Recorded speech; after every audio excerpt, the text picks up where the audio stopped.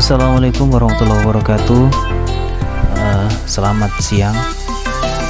Selamat belajar kembali anak-anakku untuk kelas 8 ya. Kali ini Bapak akan menerangkan pembelajaran menggunakan perangkat lunak pengolah angka, atau bisa dibilang Excel ya, pelajaran Excel, untuk menghasilkan suatu informasi. Jadi sebelumnya saya jelaskan dulu SK-nya. SK standar kompetensi adalah menggunakan perangkat lunak pengolah angka untuk menghasilkan informasi. Setelah itu, kompetensi dasarnya adalah mengolah dokumen pengolah angka dengan variasi teks, tabel, grafik, gambar, dan diagram untuk menghasilkan informasi.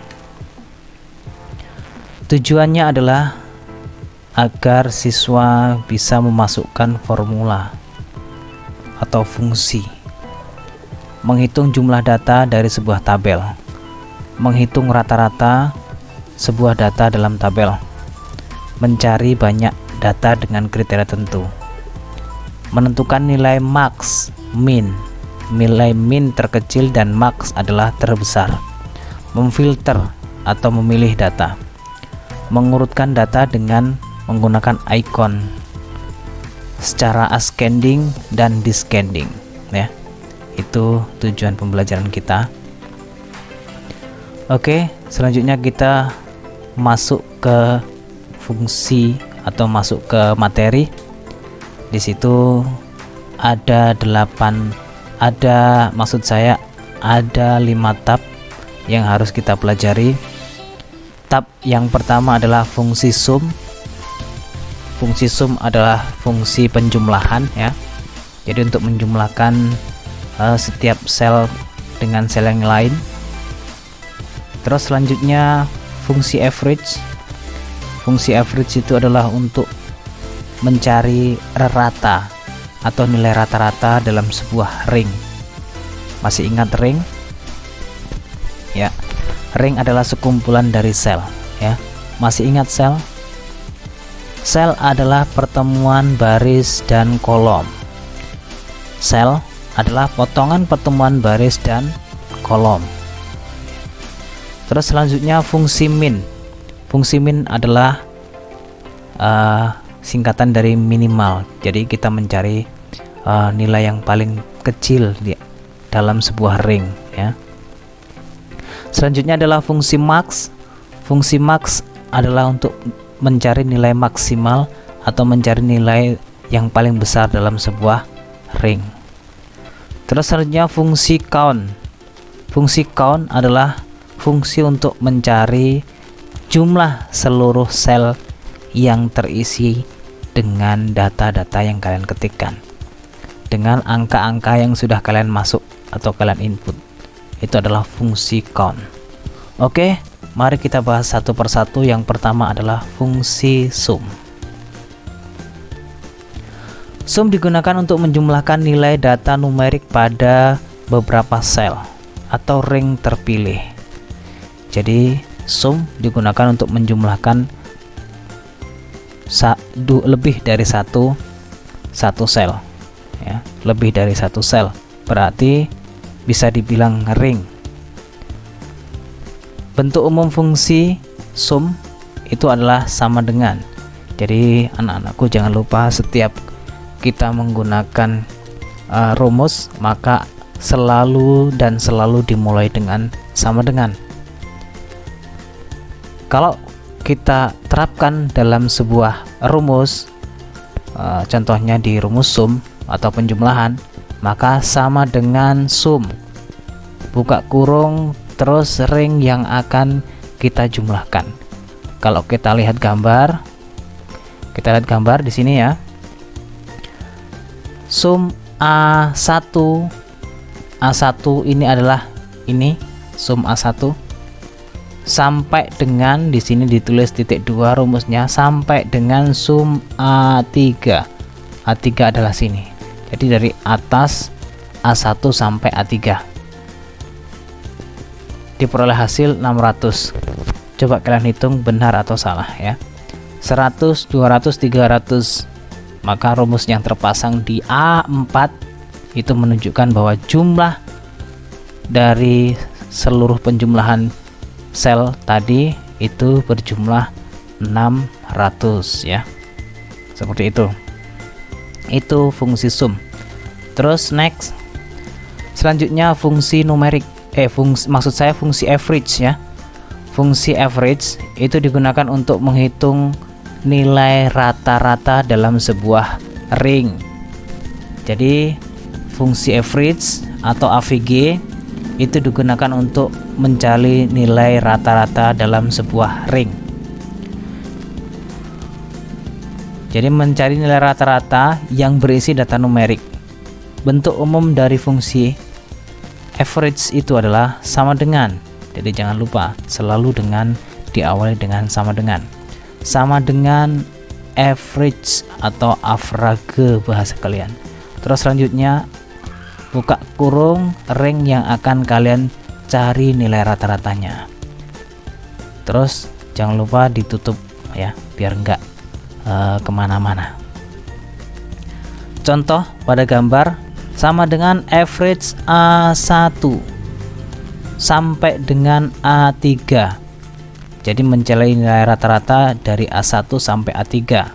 Maka terpasang rumus di A4 dan tercipta jumlah atau hasil dari pencarian rata-rata itu 200. Nah, terus next. Tadi ada fungsi min atau minimal. Masih ingat kalian tadi apa? Fungsi min digunakan untuk menentukan nilai terendah dari isian sel di sebuah ring data. Jadi mencari nilai terendah dari isian sel pada sebuah ring. Berarti kalau ring adalah kumpulan dari sel yang terisi data numerik ya. Bentuk umum dari fungsi min adalah sebagai berikut yang selalu diawali dengan sama dengan. Sama dengan min. Selanjutnya ring data yang akan kalian cari nilai yang terkecilnya. Pada formula di bawah kalian perhatikan rumusnya min sama dengan buka kurung A1 sampai dengan A3. A1 sampai dengan A3. Maka tercipta di situ adalah 100. Benar? Nilai terkecilnya adalah 100. Oke, next. Selanjutnya adalah fungsi max. Max adalah menunjukkan bahwa kita akan mencari nilai tertinggi dalam sebuah ring ya. Langsung saja bentuk umum dari sebuah ring. Bentuk umum dari fungsi max adalah sama dengan max dalam kurung ring data yang akan kita cari. Sama dengan max kalau pada tabel A1 sampai A3. Di situ 100, 200, 300, maka yang paling tinggi adalah nilainya adalah 300. Nah, itu fungsi dari max, hasilnya 300. Terus next, fungsi count. Fungsi count adalah untuk menghitung jumlah sel atau jumlah ring yang terisi data numerik yang sudah kalian ketikkan. Jumlahnya, jumlah sel yang sudah ada isinya, yang sudah kalian isi ya. Bentuk umum dari fungsi count adalah sebagai berikut. Sama dengan count dalam kurung ring data yang akan kalian isikan. Kalau di rumus yang sudah tertera di gambar, sama dengan count buka kurung A1 sampai dengan A3. Jadi di situ maka tercipta hasil ada tiga sel yang terisi data numerik, 3 sel. Oke. Ini adalah soal praktiknya. Terus yang selanjutnya adalah mengurutkan dan menyaring data. Mengurutkan berarti sort. Mengurutkan, sort dalam bahasa komputernya sort. Sort itu dibagi menjadi dua, ada dua ya. Jadi sort ascending atau mengurutkan data dari A ke Z, ascending. Selanjutnya sort descending, mengurutkan data dari Z ke A. Itu sort, sehingga muncul langkah-langkahnya ya untuk mengurutkan data pada tabel adalah sorot atau blok seluruh data yang kalian akan urutkan pada tabel yang sudah kalian buat. Setelah itu klik menu data di icon di atas. Terus selanjutnya kalian pilih sort. Kalian pilih saja mau di sort ascending atau mau di sort descending. Di situ ada pilihannya. Sehingga muncul kotak dialog sort ya. Kotak dialog sort. Kotak dialog sort sebagai berikut ya. Di situ golongannya apa kalian yang mau kalian urutkan di situ. Misal di situ kotak golongan, misal di situ ada nama kotak golongan atau kotak nama atau kotak yang lain ya kan, sesuai dengan tabel yang kalian buat ya. Terus kalian mau urutkan seperti apa, sort ascending atau sort descending. Yang tertera di situ adalah Z to A, berarti sort descending dari Z sampai ke A. Nanti bisa kalian coba menjadi sort ascending A to Z dan selanjutnya dan seterusnya. Kalian bisa coba nanti di rumah ya. Next, ini adalah hasil contoh dari sebuah tabel yang belum ya. Perhatikan, jadi sebuah tabel yang belum mendapatkan efek dari sort ascending atau sort descending ataupun filter. Next, sekarang menggunakan fasilitas filter. Filter adalah menyaring data atau memilih data yang akan kalian tampilkan ya, sehingga kalian mudah untuk mencari data-data yang kalian inginkan. Dan itu bisa berdasarkan apapun, nama bisa, umur juga bisa, tempat tanggal lahirin juga bisa ya. Langkah-langkahnya adalah sebagai berikut. Yang pertama, klik mouse di sembarang sel di dalam sebuah data yang kalian punya. Terus klik menu data, pilih filter ya, pilih filter.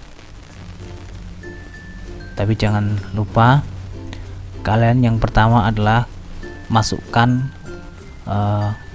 mouse atau kursor kalian ke sembarang sel di dalam sel ya, di dalam sebuah data. Terus klik menu data, selanjutnya klik filter. Nah, gambar di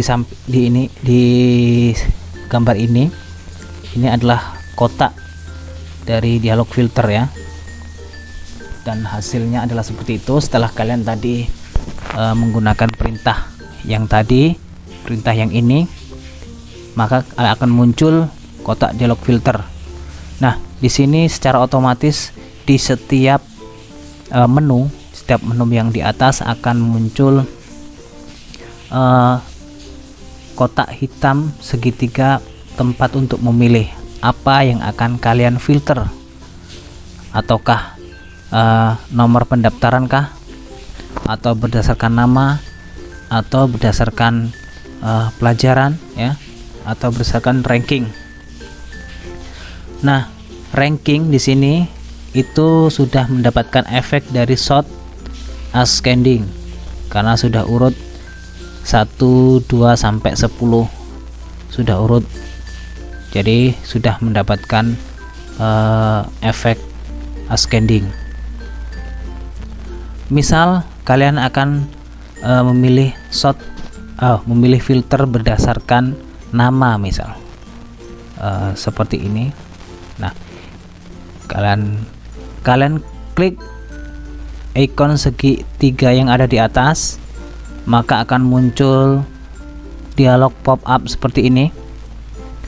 Setelah muncul dialog pop-up seperti ini, kalian pilih nama yang akan kalian munculkan. Kalian pilih misalnya adalah Denisa dan Haris. Setelah itu kalian oke, maka akan